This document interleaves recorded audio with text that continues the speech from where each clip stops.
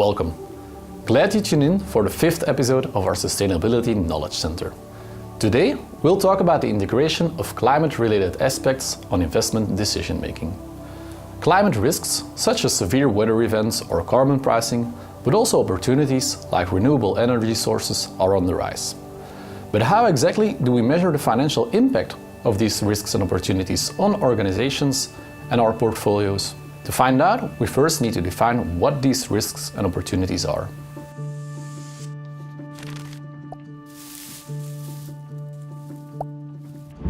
Climate-related risks can be straightforward and physical in nature, like the acute risk of floods or wildfires threatening your assets. Furthermore, long-term effects like droughts resulting from shifts in climate patterns can eventually cause resource scarcity. We call these chronic risks.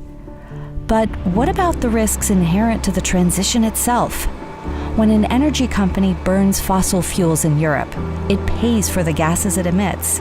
But when an ambitious government wants to reduce those emissions, it will limit the emissions allowances, increasing their prices and making an impact on the financials of that company.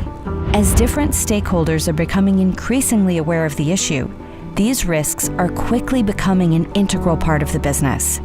Hence the fiduciary duty of investors to integrate them.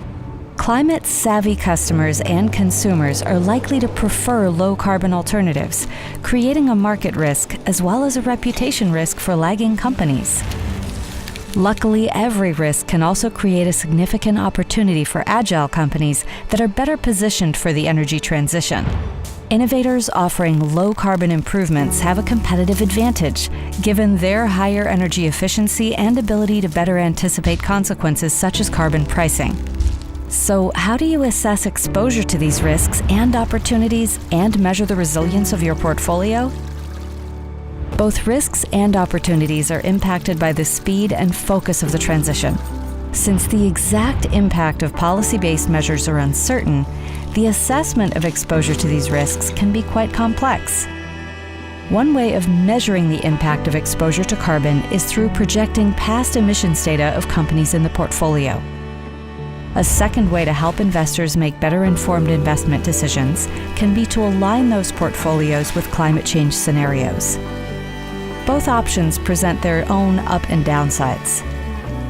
By assessing the carbon intensity of the portfolio and by exploring different climate change scenarios, investors can not only analyze but also tilt their portfolios to support the energy transition and steer away from the business-as-usual approach that squares off against sustainable investing. With several companies already offering dedicated solutions for a more energy-efficient, low-carbon economy, investors can, instead of focusing on the risks, profit from attractive investment opportunities starting today.